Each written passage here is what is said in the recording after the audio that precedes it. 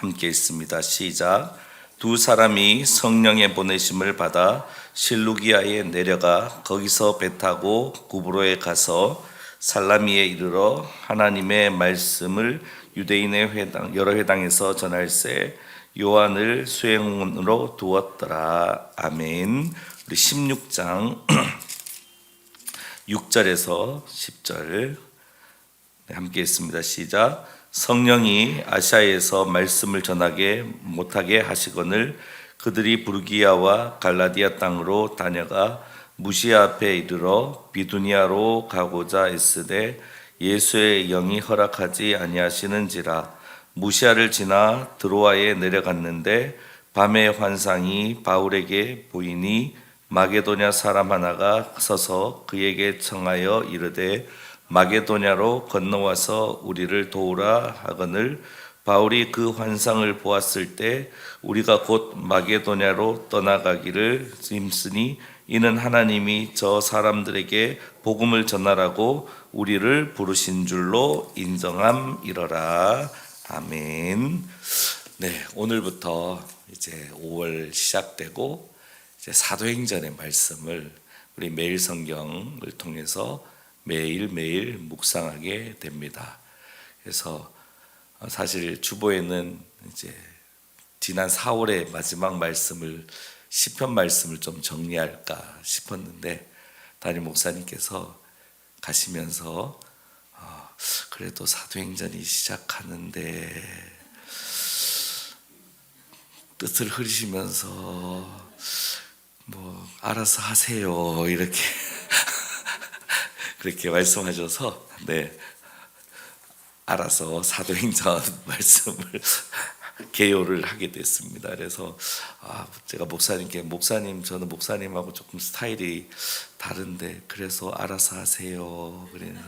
그래서 알아서 하는데 목사님은 이제 글도 잘 쓰시고 또 이렇게 우리 장신대 그 신문사 거기 우리 사모님도 글도 잘 쓰시고 근데 저는 이제 공돌이라 가지고 이렇게 글 쓰는 게 영. 그래서 이만큼 된 것도 하나님의 은혜다 그 생각이. 그래서 어쨌든 알아서 들으세요. 이제 성령께서 알아서 듣도록 이렇게 인도해 주실 줄 믿습니다. 아멘. 자, 성경 총 몇 권이죠? 66권. 안 바뀌었나요? 67권 될 만도 한데. 66권 끝입니까? 그래서 구약은 39, 27에서 39, 27에서 66권. 그래서 한 권 더 해도 되는데 이렇게 서비스로 이렇게. 그래서 성경은 66권은 이제 저희가 정경으로 우리가 하나님 모르겠어요. 뜻한 바가 계셔서 이제 교단이나 총회에서 어떤 변화를 주면 혹시나 할까. 사실 사도신경 그 문구 수정하는 것도 오래오래 걸렸거든요. 그러니까 아마 아무도 이게 가감하지 말라는 하나님 말씀에 순종해서 더하지도 덜 빼지도 않으실 거예요. 그런데 우리 한국교회는 미국에 의해서 선교에 헌신하는 두 번째 나라잖아요. 두 번째 나라인데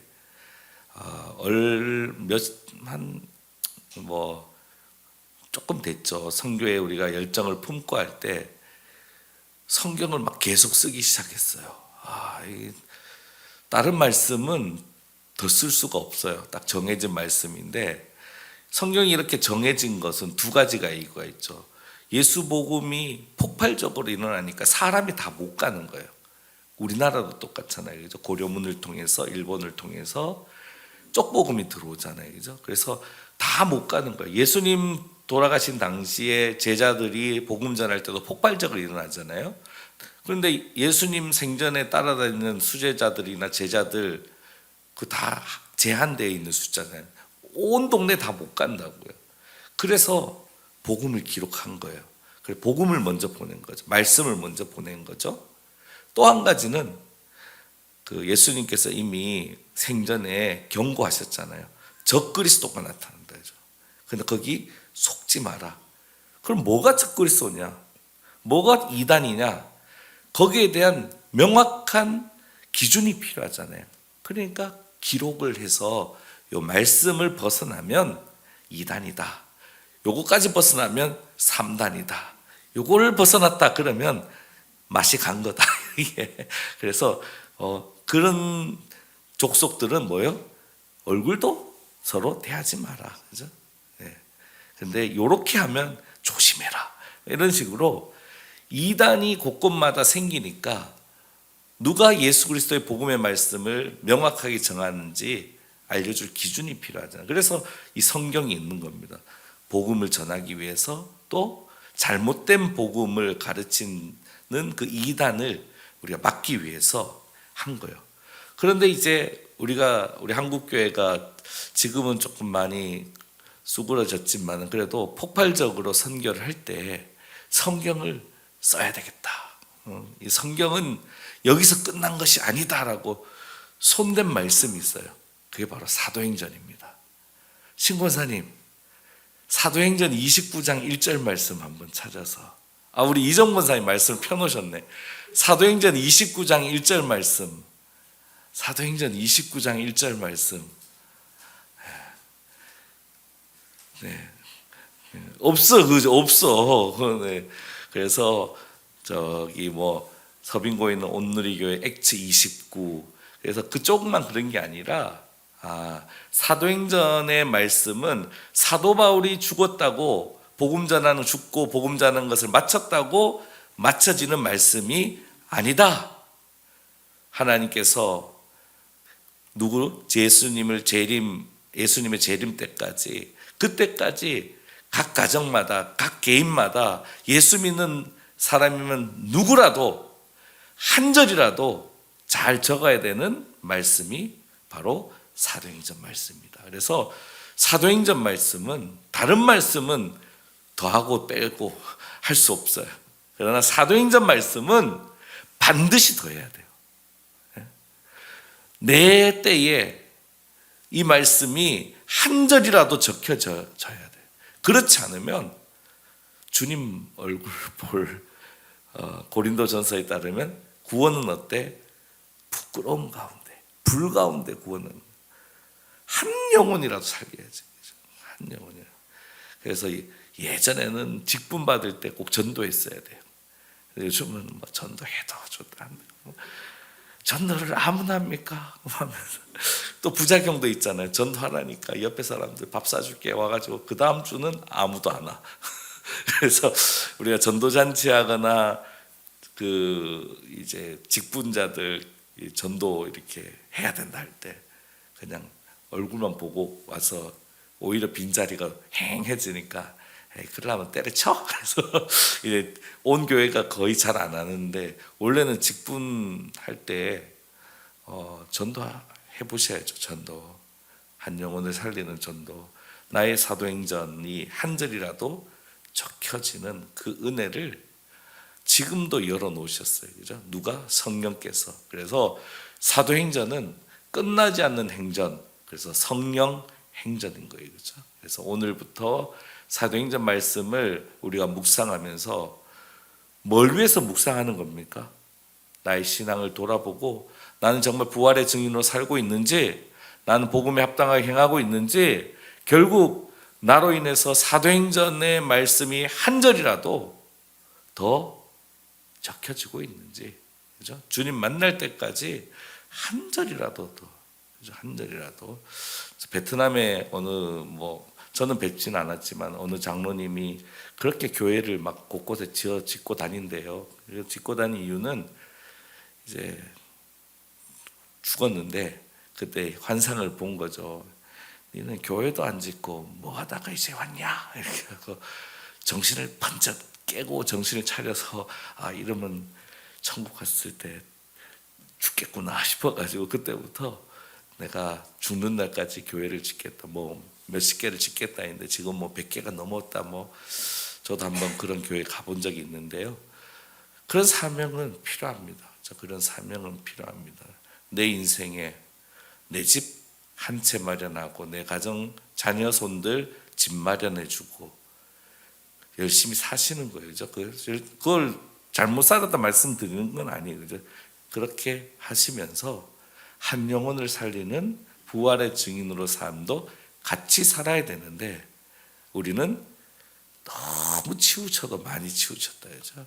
지금 한 영혼 살리는 애틋한 마음은 사라진 지 오래고 내 자식들 결혼해야 되는데 집도 못 해주고 이런 걱정들. 그죠?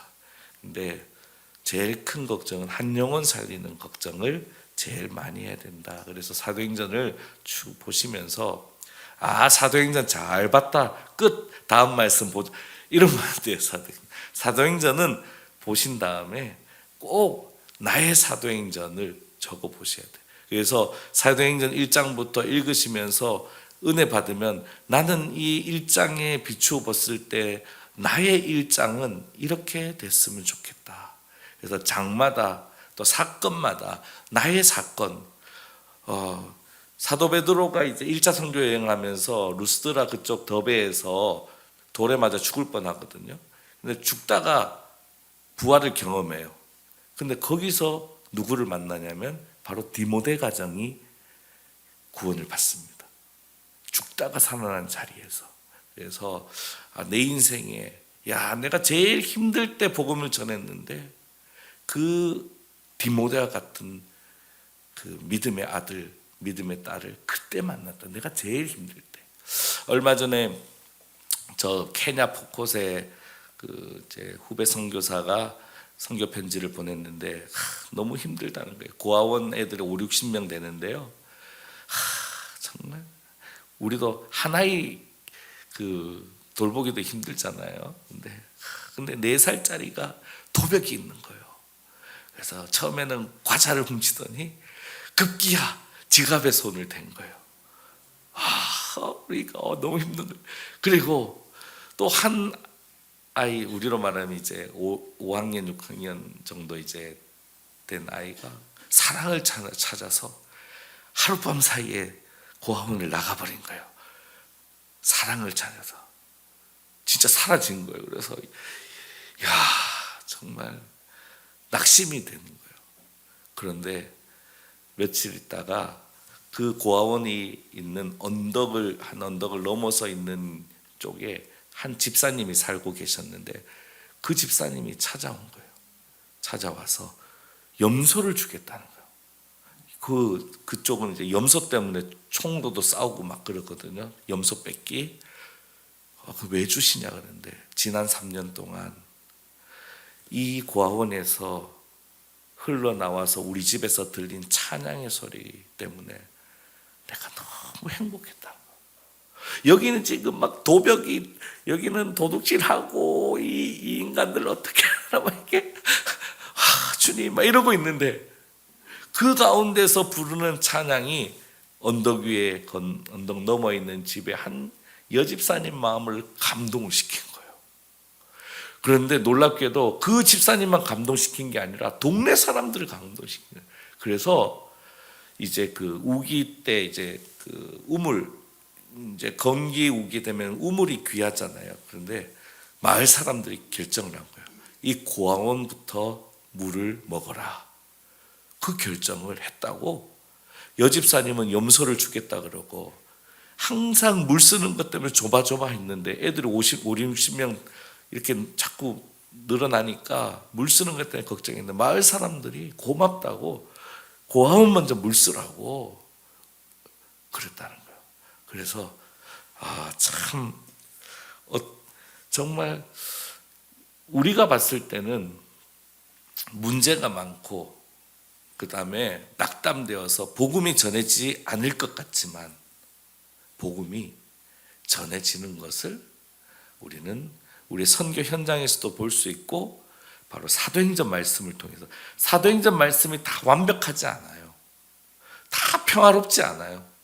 그럼에도 불구하고 복음의 역사가 이어져 오늘날 이 한국 땅까지 왔다는 것은 하나님의 인도하심, 성령님의 보내시고 선택하시고 인도하신 역사는 우리의 삶을 넘어서, 그래서 우린 여기서 치고받고 싸우지만 그런 가운데도 주여 저 인간 어떡합니까 하면서 나 같은 죄인 부르다 보면 그 찬양 소리를 누가 듣고 은혜 받아서 주님께 돌아올지 어떻게 합니까? 그죠? 그렇다고 너무 싸우라는 얘기는 아니고 네, 우리의 연약함은 복음을 전할 때 오히려 하나님께서 가리워 주시기도 하고 또 그것을 드러나게 하셔서 또 사용하시기도 하고 그건 우리가 모르는 일이다. 그런데 분명한 것은 좋은 모습으로 복음에 동참하는 것은 그것은 맞다. 그죠? 그렇지만 부족하더라도 다툼이 있더라도 복음을 전하는 일은 그래도 계속해야 된다. 제가 예전에 그 목동에 갔다가 그때 그 목동 제자교회 문제가 있었을 때였거든요. 그런데 어느 한 분이 전도지를 주는 거예요. 이는 목동 제자교회 전도지. 제가 정말 교회는 다투고 어려움이 있지만 이분은 사명을 다하는구나. 그런 생각에 도전을 받은 적이 있습니다. 그래서 사도행전 말씀을 쭉 보시면서 나의 사도행전을 적어야 되겠다라는 그 사명을 그리고 나의 사도행전을 적기 위해서 나도 가서 부활의 증인의 삶을 살아야 되겠다라는 귀한 도전이 있는 그런 묵상의 시간, 사도행전 말씀을 매일매일 묵상하는 시간 되셨으면 좋겠습니다. 제가 나눠드린 사도행전 그 개요 보시면 사도행전 1장 1절은 데오빌로여 내가 먼저 쓴 글에는으로 시작이 됩니다. 그래서 먼저 쓴 글이 있다. 잘 아시다시피 그 글은 바로 누가가 쓴 누가복음에 이어서 기록된 말씀이 사도행전 말씀이다. 그리고 무엇을 기록했느냐? 복음 전도자들, 특별히 대표적으로 하나님께서 택하신 사도들에 의해서 예루살렘으로부터 땅끝까지 이르는 복음 선교의 여정을 기록한 말씀이 바로 사도행전이다. 그리고 누가는 1세대 사도가 아니잖아요. 그죠? 2세대. 그래서 1세대 입장에서 2세대 쟤들이 어떻게 할까? 그런데 그 다음 세대를 사용하시는 하나님의 놀라운 손 가운데 붙들리면 어떤 2세대도 쓰임받을 수 있다라는 그 소망을 주는 말씀도 사도행전입니다. 시기적으로는 바울이 로마에 도착해서 2해 정도를 지난 후로 추정하기 때문에 예수님의 죽음, 부활, 승천이 있은 때로부터 한 세대가 지나간 주후 64년경으로 그렇게 생각합니다. 그리고 4번에 있는 것처럼 사도들이 행해서 잘해서 적은 글이 아니라 말씀이 아니라 바로 성령께서 택하시고 보내시고 이루시는 그 사역들이 적혀 있는 그런 행전이다. 그래서 누가는 사도들의 활동은 오순절 이후 성령 충만으로 성령의 지시와 인도로 진행된 것임을 분명히 고백하고 있는 말씀이 바로 사도행전이기에 바로 사도행전은 다른 별칭으로는 성령행전이다. 그리고 성령행전은 지금도 적혀야 되는 말씀이다 라는 것을 우리에게 알려주고 있습니다. 사도행전의 자리는 어디냐? 구약과 신약의 자리죠. 구약은 3가지 주제로 되어 있습니다.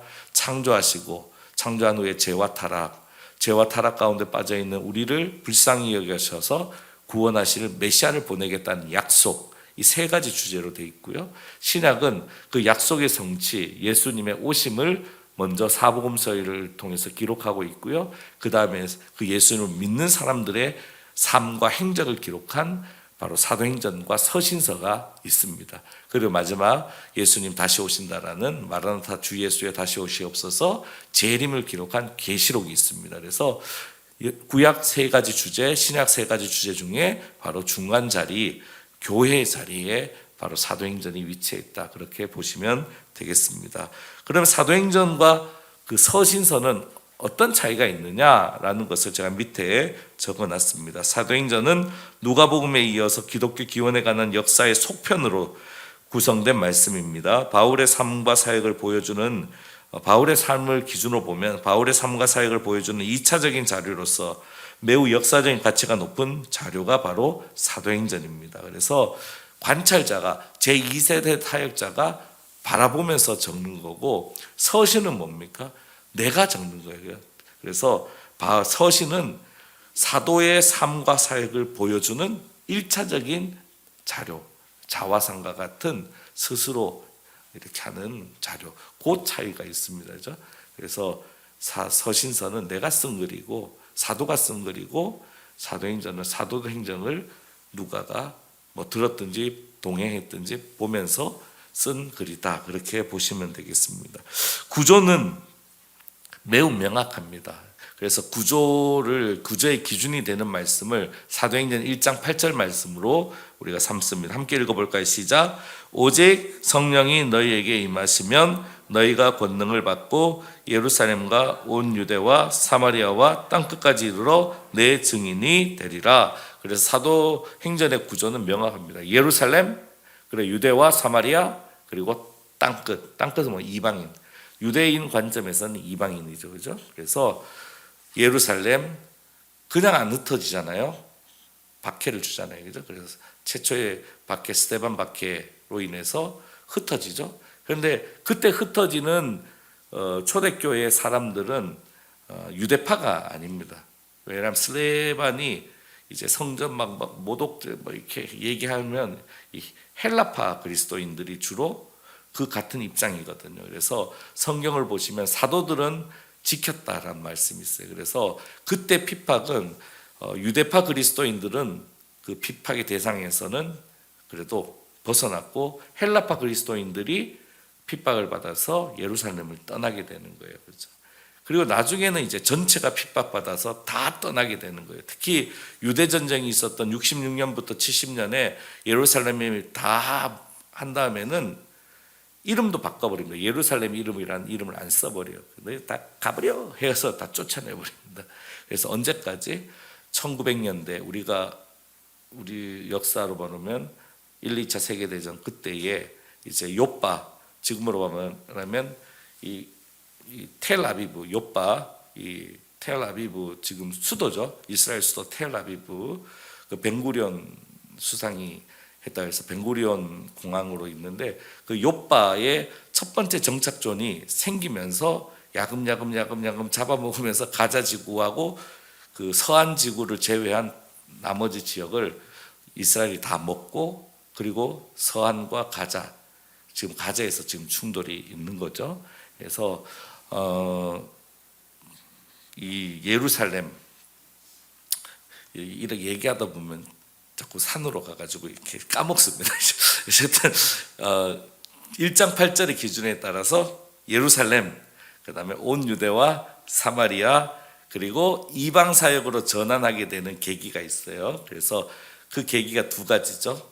하나님께서 다메섹에서 예수님께서 부활하신 예수님께서 사울을 만나 바울로 변하셔서 이방인의 사도로 세우신 것이고, 또 하나는 사도 베드로의 눈을 열어서 이제 이방 사역의 눈을 열어준 거죠. 고넬료 사건을 통해서, 그죠?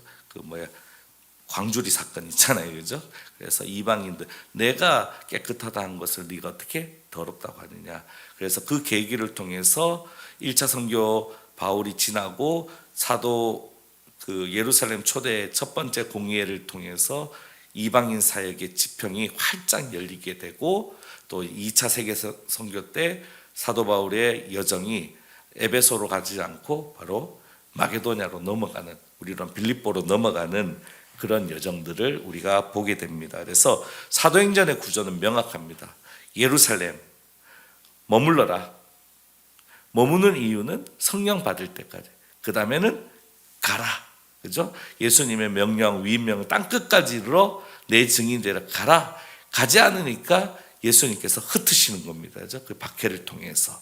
그래서 예루살렘 3번 거기 보시면 1, 2, 3 예루살렘에서 유다 사마리아 지방까지.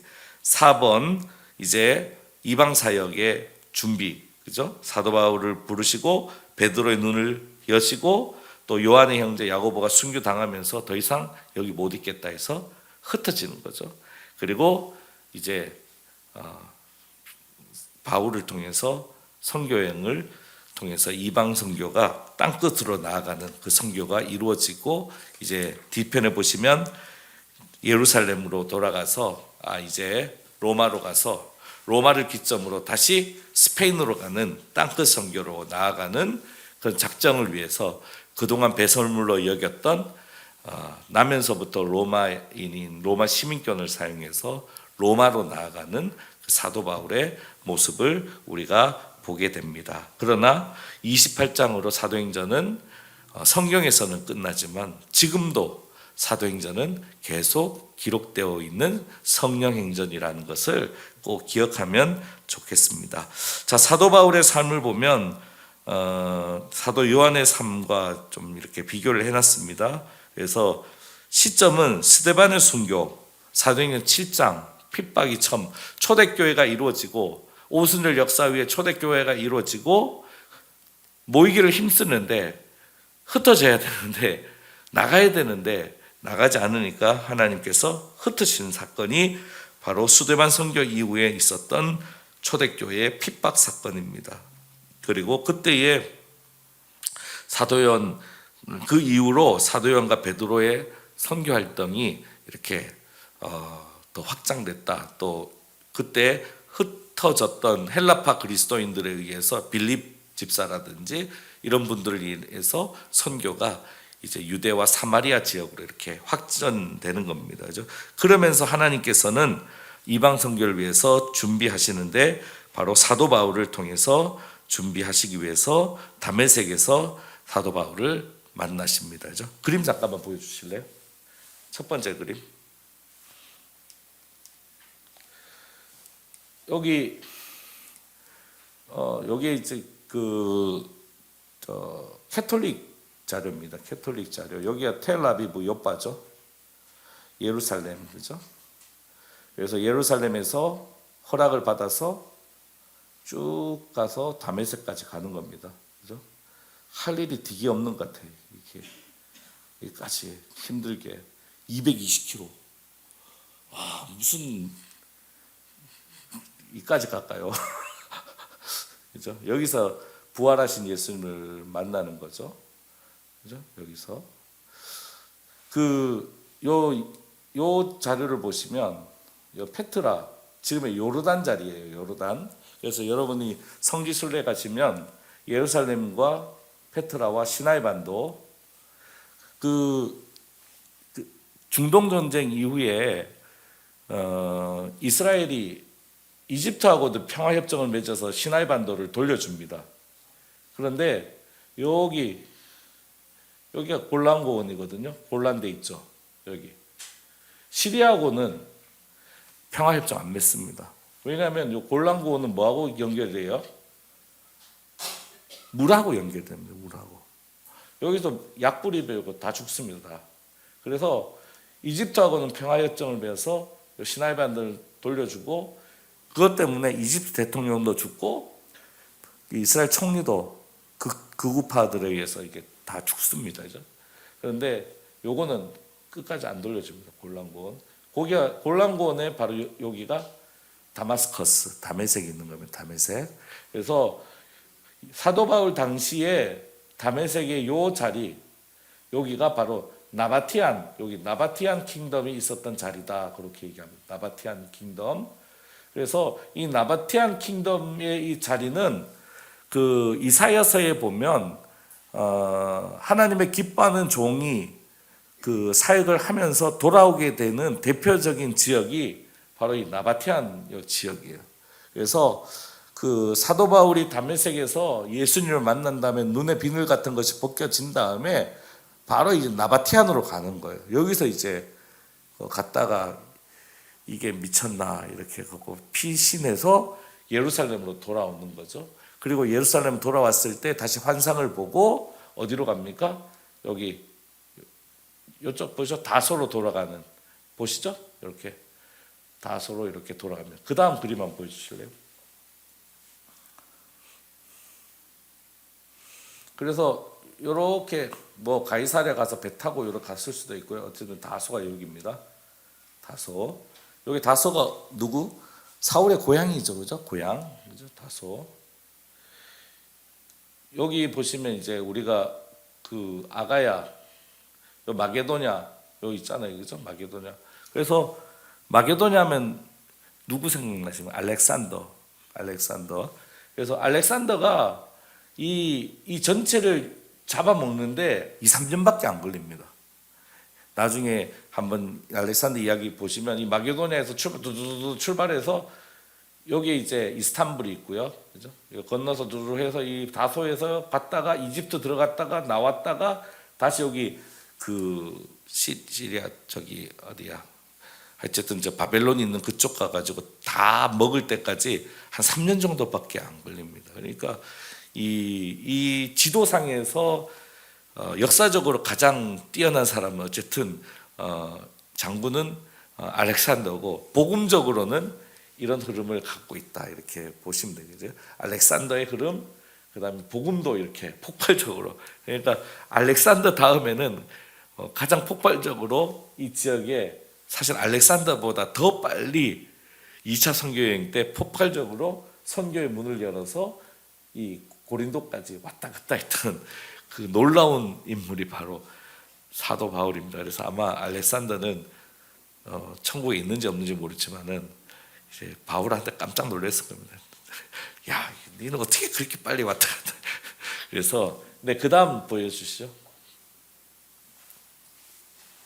네, 이건 제가 선교지 성지순례를 갔다 와서 정리를 해본 겁니다.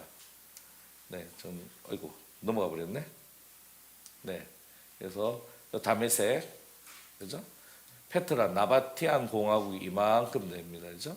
그래서 다메섹에서 복음을 부활하신 주님을 만난 다음에 나바티안에 가서 복음을 전하다가 이게 어디서 그래서 쫓겨나서 예루살렘으로 가서 다시 다소로 가고, 그리고 다소에서 있을 때 누가 옵니까? 바나바가 찾아와서 안디옥에 가서 이제 복음 전하는 동역자로 이렇게 데리고, 그리고 제자들에게도 소개시켜주고 그런 내용들 나옵니다. 자, 그래서 저와 같이 볼 내용은 이제 3쪽입니다. 네, 이쪽 것 테이블 한번 보시면 중요한 사건 4가지가 있어요. 스데반 순교 첫 번째, 그 다음에 요한의 형제 야고보 순교. 그래서 아까 그 소아시아 에베소 지역 있죠? 소아시아 에베소 지역, 여기서 문제가 생겼는데 예수님의 어머니를 모시고 어디까지 갑니까? 에베소까지 가는 겁니다. 에베소까지. 그러니까 그 사도 요한은 이처럼 예수님 어머니를 지키기 위해 최선을 다했습니다. 그래서 요한의 형제 야고보 순교 때 소아시아로 피신하게 되고, 그리고 예수님의 동생 야고보가 순교했을 때 바로 네로 박해 때 이때 이제 사도 바울도 순교하게 되고, 그리고 주후 60에서 70년에 있었던 유대 전쟁과 예루살렘 성전 때 이제 다 쫓겨나고, 그리고 소아시아 지역에서 바로 요한이 사역을 하다가 이제 거기서 요한계시록도 적게 되는 내용을 그 테이블에 적어놨습니다. 자, 3쪽에 보시면 회심 전에 사울이 가졌던 그 슬로건을 3가지로 정리할 수가 있어요. 첫 번째는 율법, 즉 토라, 모세오경과 전통, 서기관과 랍비들의 율법 해석을 모두 지킨다. 두 번째는 바리새인들은 평신도임에도 불구하고 제사장들에게 주어진 특별법까지 자발적으로 지킨다. 기준치를 높게 잡고 살았다는 거예요. 정결한 사람하고만 교제한다. 부정한 사람과는 교제하지 않는다. 그래서 사울이 히브리인 중에 히브리인이잖아요. 그래, 가말리엘 문화. 그렇다면 당시에 그 회당도 헬라어를 쓴 헬라파 유대인들을 위한 회당이 있었을 거예요. 그런데 과연 사울이 거기 갔을까요? 내가 유대인 중에 유대인인데, 히브리인 중에 히브리인인데, 아마도 히브리어를 쓰는 회당에 가서 예배를 드렸다, 그렇게 보는 거예요. 그리고 사도 바울이 이제 그 몸에 그 가시, 그죠? 사탄의 가시가 있다고 얘기하잖아요. 그래서 해석이 2가지예요. 물론 여러 해석이 있지만은 제가 더 보는 입장은 히브리인 중에 히브리인이고 가말리엘 문화였는데, 평소에 지병이 있는데, 몸에 어떤 질환이 있는데 그 문화에서 받아줬을까요? 저는 그렇게는 보지 않아요. 완벽했을 거예요. 그죠? 완벽했을 거예요. 쩔뚝쩔뚝 이렇게 뭐 아프다, 위궤양 뭐 이렇지 않았을 거예요. 그런데 뭐 때문에? 복음 전하면서 수많은 40에 하나 감한 기매를 3번이나 맞고 파산나고 이런 걸 통해서 몸에 아픔이 생겼다. 이렇게 저는 보고 싶어요. 네, 왜? 히브리인 중에 히브리인이고 가말리엘 문화에서 자랐는데 몸에 아픔이 있는데 그를 문화생으로 뒀다? 그렇게는 어려워요. 그렇죠? 그래서 그 정도로 몸에 결국 만신창이가 되어서 그 아픔이 생겼던 한 인생이 바로 사도 바울이었다. 그렇게 보시면 좋을 것 같습니다. 자, 그리고 2번 이제 사도 바울이 회심 후에 나바티안에서 복음 전하고 했다가 쫓겨나갔고 도망쳐서 다소에 있을 때 이제 바나바가 데리고 와서 동력자로 세우면서 이제는 귀하게 쓰임 받는 일꾼으로 이제 보냄을 받게 됩니다. 그래서 수리아 안디옥에서 파송할 때 바로 이제 바나바와 함께 바울을 보내게 되는 그 정도까지 세워집니다. 자, 그래서 제1차 선교여행, 네, 제 그림 한번 보여주실래요? 제1차 선교여행 보시면 구브로죠? 배 타고 갔겠죠. 구브로로 간 이유는 바나바의 고향이죠, 그렇죠? 여기 구레네 있죠, 구레네.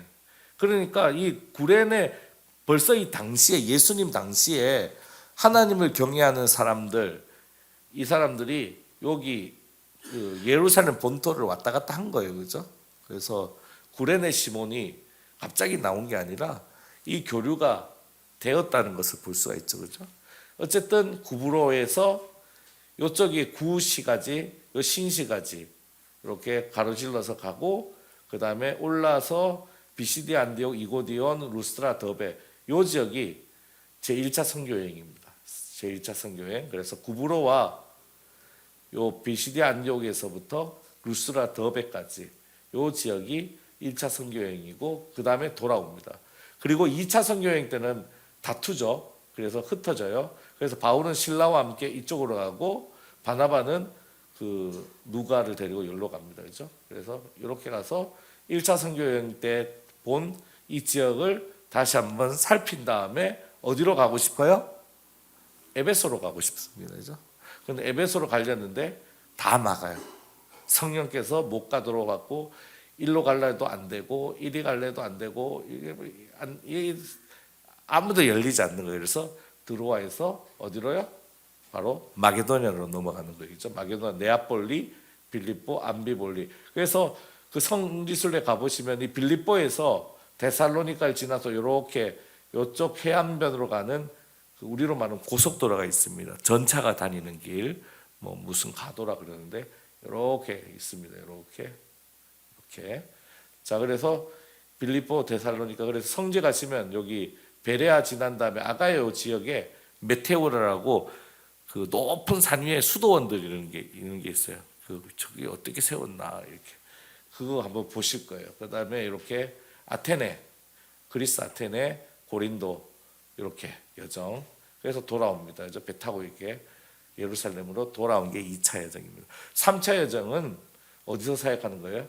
에베소에서 사역하는 겁니다. 에베소에서 하는 게 3차 여정입니다. 그 내용을 담아놨습니다. 그래서 3쪽 보시면 1차 선교여행 바나바와 바울이 가고 아까 말씀드렸듯이 여기서 누굴 얻어요? 누구를? 디모데 가정을 얻습니다. 디모데 가정. 죽다 살아났을 때 오히려 고난 가운데 처했을 때 자기가 고난에서 살아나는 것을 보고 디모데 가정이 예수 그리스도를 영접하게 되는, 그래서 믿음의 아들 디모데를 얻는 그 자리가 바로 이곳입니다. 자, 그리고 1차 선교 여행 후에 이방인 선교의 문을 여는데 이제 유대 규례와 부딪히게 되는 거죠. 그래서 3번에 보시면 예루살렘 사도 공의회를 통해서 모세의 법대로 할례를 받지 않으면 능히 구원을 얻을 수 없다. 즉 철저한 유대파 그리스도인들이 문제를 삼은 거죠. 거기에 대해서 이제 우리가 잘 아는 사도 베드로와 예수님의 동생인 야고보가 그것을 정리해서 우상의 더러운 것과 음행과 목매어 죽인 것과 피 네 가지만 금하도록 이방인에게는 그렇게 하면서 복음의 놀라운 문을 열게 되는 것입니다. 그래서 2차 선교 여행, 그래서 1차 선교 여행지를 돌아본 다음에 에베소를 가고 싶은데 안 되고 저 위로도 안 되고, 그래서 여기 있는 것처럼 성령께서 마게도냐 환상을 통해서 뒤로 넘어갈까요? 성령이 아시아에서 말씀 전하지 못하게 했다. 그리고 마게도냐 환상을 통해서 여기 와서 도라라는 환상을 통해서 마게도냐는 배 타고 네아폴리를 거쳐 마게도냐 첫 성인 빌립보로 가서 복음을 전하고, 빌립보에서 놀라운 복음의 역사를 이루어내지만 오히려 빌립보 감옥에 갇혀서 만신창이가 되어서 이제 데살로니가로 오게 되는 거죠. 그렇지만 그 상태에서도 불구하고 쉬지 않고 자기 몸을 돌봐도 될까 말까인데 그 가운데서도 복음을 전하는 사도 바울의 모습을 보게 됩니다. 그래서 데살로니가, 베레아, 그리고 그리스 아테네, 그리고 고린도까지, 그리고 배를 타고 다시 파송했던 수리아 안디고로 와서 보고를 하게 됩니다.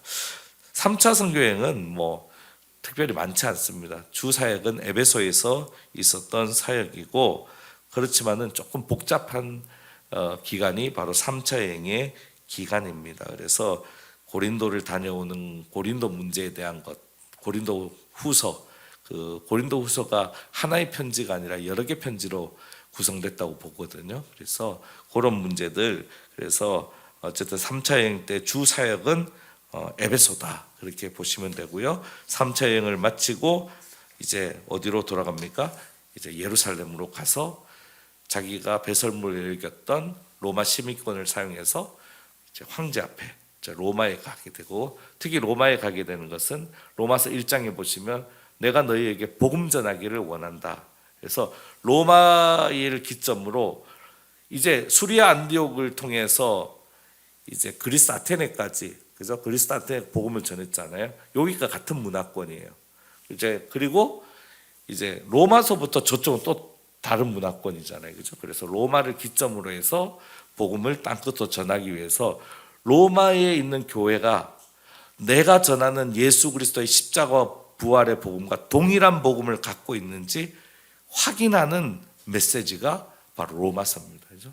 그래서 로마에 있는 교회에 내가 복음 전하기를 원한다. 내가 전하는 복음이 너희와 같은 복음이라면 나와 함께 이 복음을 가지고 어디로 가자? 땅 끝으로 가자. 그래서 서바나 이제 땅 끝으로 가자. 그런 그 메시지를 이제 로마 교인들에게 전하고 있는 겁니다. 그래서 나중에 뭐 로마도 가보시면 이제 여긴가? 저도 한 번밖에 안 가가지고요. 각 지역마다 기억이 잘 안 나요. 그놈이 그놈 같고 여가 저 같고. 그래서 어쨌든 로마는 기억나는 것은 사도 바울이 목이 땡강 잘렸을 때 목이 똥똥 3번 튕겨요. 그래서 그 튕겨난 곳마다 못이 생겼다. 그래서 트레스폰테스라는 그 지역에 가면 있어요. 그밖에 기억이 안 나요. 아무것도 기억이 안 나요. 예루살렘 기억이 안 나요. 시장길이었다는 거, 십자가의 길이 시장길이었다. 그리고 다 광야고 뭐 그놈이 그놈 같고 뭐 무덤 다 똑같고. 그래서 네, 어쨌든 갑바도기아 가면 이제 그 열기구 타잖아요, 그죠? 근데 이제 가끔 떨어져요. 열기구가 사고 나니까 믿음이 없이는 탈 수가 없어요. 네. 그리고 여기 그 어쨌든 요한계시록 7교회 가시면 또 뭐 냉천과 온천 뭐 이렇게 해서 그 흐름도 보실 것이고, 그래서 한번 걸을 수 있으실 때, 요즘은 근데 뭐 워낙 그 잘 해놓으셔서 이렇게 편하게 한 군데씩 갔다 오셔도 좋을 것 같아요. 그래서 여행을 통해서 현장을 밟는 것도 앞으로 나는 어떤 사도행전을 적을 것인가. 잘 갔다 왔다. 온천 좋더라. 그러려고 가는 건 아니고요.